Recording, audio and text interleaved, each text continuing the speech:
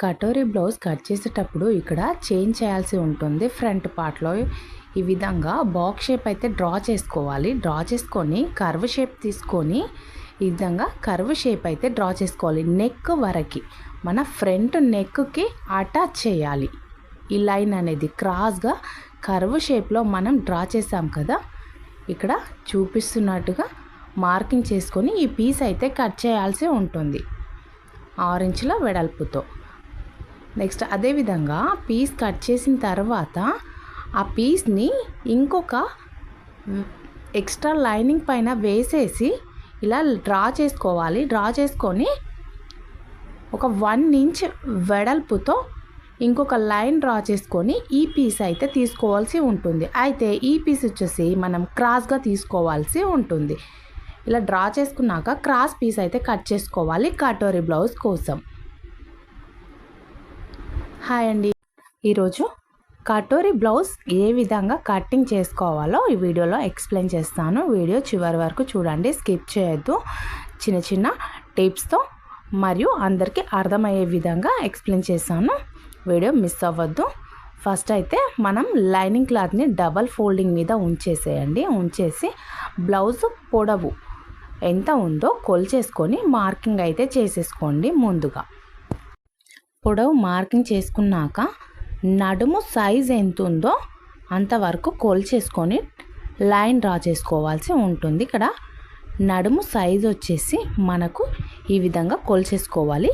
28.5 ఇంచులు వచ్చిందండి. 28.5 ఇంచులని బై 4 చేయాలి, అంటే 4 భాగాలు చేయాలి. 4 భాగాలు చేస్తే 7 ఇంచుల మీద ఒక లైన్ వచ్చిందండి. అలాంటప్పుడు 7.5 అనేది డ్రా చేసుకున్నాను. పర్లేదండి, ఒక లైన్ ఒక పాయింట్ కొంచెం ఎక్స్ట్రా అయినా సరిపోతుంది. కుట్లో మనకు అడ్జస్ట్ చేసుకోవచ్చు. ఆ విధంగా డ్రా చేసుకున్న తర్వాత మనకి వెనక నెక్ సైజ్ కోసం ఈ విధంగా ఖర్చు మందం కింద వైపున వదిలేసి నెక్ షేప్ అయితే డ్రా చేసుకోండి. ఇక్కడ మనకి కొలత బ్లౌజ్ది పాట్ షేప్ ఉందండి. ఇక్కడ మనం కుట్టేదైతే రౌండ్ షేపే కుట్టాల్సి ఉంటుంది. ఒక 1.5 ఇంచు వెడల్పుతో నెక్ వెడల్పు అనేది డ్రా చేశాను. నెక్స్ట్ కింది వైపున 2 ఇంచులు డ్రా చేసుకొని రౌండ్ షేప్ అయితే డ్రా చేసేసాను. ఇలా నెక్ డ్రా చేసుకున్న తర్వాత కింది వైపున అంటే మన సైడ్ జాయింట్స్ ఉంటాయి కదా, జాయింట్స్ పాయింట్ అనేది డ్రా చేసుకోండి. అలా కాకుండా చంక రౌండ్తో కూడా మనం అడ్జస్ట్ చేసుకొని డ్రా చేసుకోవచ్చు. ఇక్కడ చంక మొత్తం వచ్చేసి కొంచెం బ్లౌజ్ సెట్ కాలేదని చెప్పారండి. చంక దగ్గర ఒక వైపున 7 ఇంచులు వచ్చింది, ఇంకో వైపున 7.5 ఇంచులు వచ్చింది. కొద్దిగా బ్లౌజ్ కూడా ఫిట్టింగ్ సరిగా లేదన్నారు. మనం చిన్న చిన్న అడ్జస్ట్మెంట్స్ అనేవి చేసేయాలి. ఈ విధంగా 2 చంకలు 2 సైజులు ఉన్నాయి కాబట్టి మనం ఏం చేసాము, ఇక్కడ నడుము సైజు అంటే నడుము సైజులో 4వ భాగం 7 ఇంచులు వచ్చింది కదా, 7 ఇంచుల వరకే తీసుకున్నాము. 7 ఇంచులకి ఒక 1/2 ఇంచ్ అనేది యాడ్ చేశాను. కొద్దిగా లూజ్ అనేది అడ్జస్ట్ చేసుకోవడానికి 7.5 ఇంచులకి అడ్జస్ట్ చేశాను. నెక్స్ట్ పైన అప్పర్ చెస్ట్ అనేది ఈ విధంగా కొలిచేసుకోండి. ఇక్కడ అప్పర్ చెస్ట్ దగ్గర కూడా రెండు విధాలుగా వచ్చాయండి. ఒక వైపున 8 ఇంచులు వచ్చింది, ఇంకో వైపున 9 ఇంచులు వచ్చిందండి. అలా రాకూడదు, వస్తే 2 కూడా సేమ్ రావాలి. అలాంటప్పుడు మనకు ఫ్రంట్ పార్ట్లో మిస్టేక్ ఉన్నప్పుడు ఈ విధంగా బ్యాక్ పార్ట్ నుంచి కొలుచుకోవాల్సి ఉంటుంది. బ్యాక్ పార్ట్ అనేది ఈ విధంగా పరిచేయండి. పరిచేసిన తర్వాత చంక కింది నుండి ఎంతవరకు అయితే ఉందో అంతవరకు కొలిచేసుకొని అందులో సగానికి మార్కింగ్ అయితే చేసేసుకోవాలి. సపోజ్ మనకు ఇక్కడ 16 ఇంచులు వచ్చిందనుకోండి, 8 ఇంచులు పెట్టేసుకోవాలి. అలా 20 ఇంచెస్ వచ్చిందనుకోండి, 10 ఇంచెస్ పెట్టేసుకోవాలి. ఫ్రంట్ పార్ట్ సరిగా లేనప్పుడు ఈ బ్లౌజ్ కూడా ఫిట్టింగ్ సరిగా లేదన్నారు. కొద్దిగా చిన్న చిన్న అడ్జస్ట్మెంట్స్ అనేవి చేసేసి మనం ఇక్కడ ఫిట్టింగ్ చేయాల్సి ఉంటుంది. నెక్స్ట్ మనకు ఇక్కడ చంక దగ్గర 7.5 ఇంచులు అయితే మనం మార్కింగ్ చేసుకున్నాము. మార్కింగ్ చేసుకున్నాక కింద ఒక 1/2 ఇంచ్ క్రాస్ మార్కింగ్ చేసుకొని కట్ చేసుకోండి, ఫిట్టింగ్ అనేది నీట్గా రావడానికి. ఇలా బ్యాక్ పార్ట్ డ్రా చేసుకున్న తర్వాత కట్ చేసుకుంటే సరిపోతుందండి. ఇక్కడ మనకి ఫ్రంట్ పార్ట్ ఎక్కువ తక్కువ వచ్చింది, అదేవిధంగా చంక భాగం కూడా ఎక్కువ తక్కువ వచ్చింది. అందుకని చెప్పేసి చిన్న చిన్న అడ్జస్ట్మెంట్స్ అనేవి మనమే చేసేసుకొని స్టిచ్ చేయగలిగినప్పుడే మనకి పర్ఫెక్ట్గా వస్తుందండి కటింగ్ అనేది. నెక్స్ట్ ఫ్రంట్ ఓపెన్ కాబట్టి ఇక్కడ ఓపెన్స్ ఉన్న వైపున మనం ఫ్రంట్ పార్ట్ అనేది వేసేసుకోవాలి. బ్యాక్ పార్ట్ ఈ విధంగా క్లాత్ ఎక్కడైతే అడ్జస్ట్ అవుతుందో చూసుకొని ఇలా వేసుకోండి. వేసుకున్న తర్వాత సేమ్ బ్యాక్ పార్ట్ ఏ విధంగా అయితే ఉందో అదే విధంగా మొత్తం కూడా డ్రా చేయండి. ఫస్ట్ డ్రా చేసిన తర్వాత ఫ్రంట్ పార్ట్ అనేది కట్ చేసుకోవాలి. ముందైతే ఇక్కడ నెక్ పార్ట్ అనేది డ్రా చేసాము. ఈ విధంగా ఉక్స్ పట్టి తీసేసుకొని డ్రా చేశాను. కాజా పట్టి కూడా తీసుకొని డ్రా చేయొచ్చు, పర్లేదండి.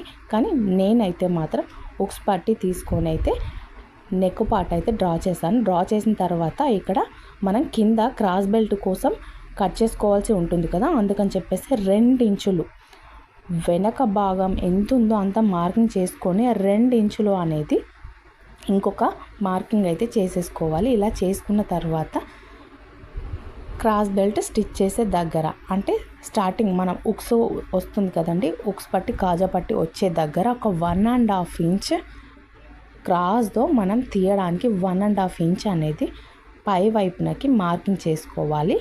అక్కడి నుండి డాట్ పాయింట్ కోసం పావు తక్కువ 3 ఇంచులకి మార్కింగ్ చేసి ఈ విధంగా క్రాస్ లైన్ అయితే డ్రా చేశాను. క్రాస్ లైన్ డ్రా చేసిన తర్వాత మనకి డాట్ వెడల్పు ఎంత ఉందో ఒక్కసారి మెజర్మెంట్ బ్లౌజ్ ఇచ్చారు కాబట్టి అది దాని ప్రకారంగానే ఒక్కసారి కొలిచి చూసుకుందాము. ఇక్కడ కొలిచేసుకున్న తర్వాత డాట్ వెడల్పు అనేది మార్కింగ్ చేసుకోవాల్సి ఉంటుంది. డాట్ పొడవు వచ్చేసి 2.5 ఇంచులు, డాట్ వెడల్పు వచ్చేసి కూడా 2.5 ఇంచులే తీసేసుకున్నాము.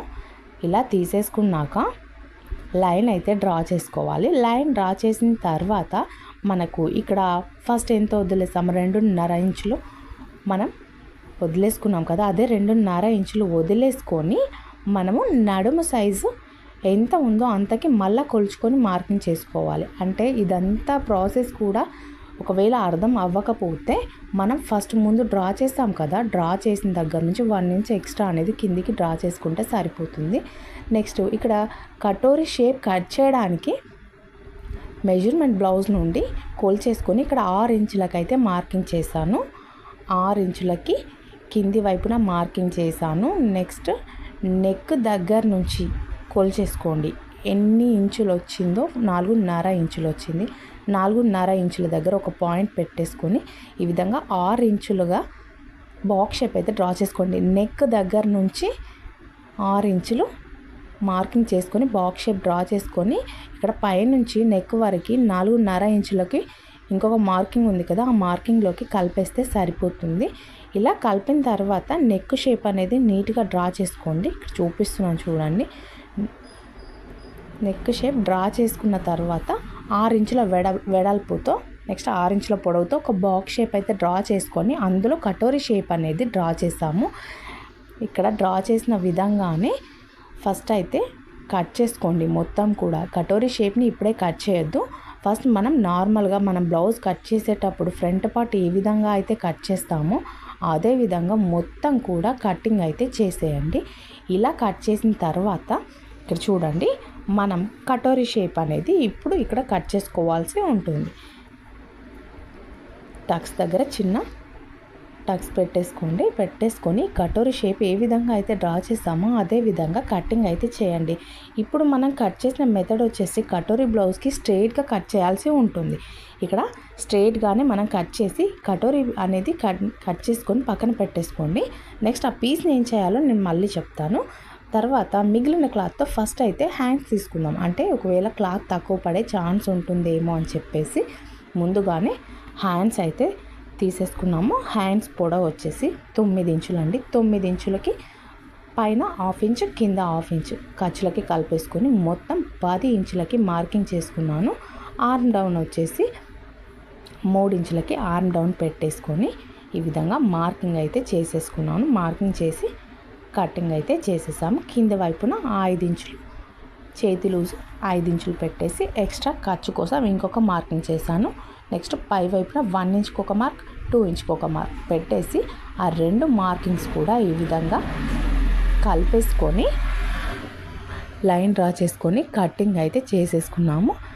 ఈ హ్యాండ్స్ వచ్చేసి వాళ్ళకి ఎల్బో వరకు వస్తుందండి. ఎల్బో వరకు హ్యాండ్స్ అయితే కటింగ్ చేసేసాము. కటింగ్ చేసిన తర్వాత ఇప్పుడు ఈ మిగిలిన క్లాత్ ఉంది కదా, ఆ మిగిలిన క్లాత్లో మనం కటోరీ షేప్ అనేది కట్ చేసుకోవాల్సి ఉంటుంది. అయితే కటోరీ బ్లౌజ్ కట్ చేసేటప్పుడు మనం అయితే ఫస్ట్ సీదాగా కట్ చేసాం, అంటే స్ట్రైట్ కటింగ్ అనేది చేసాం కదా.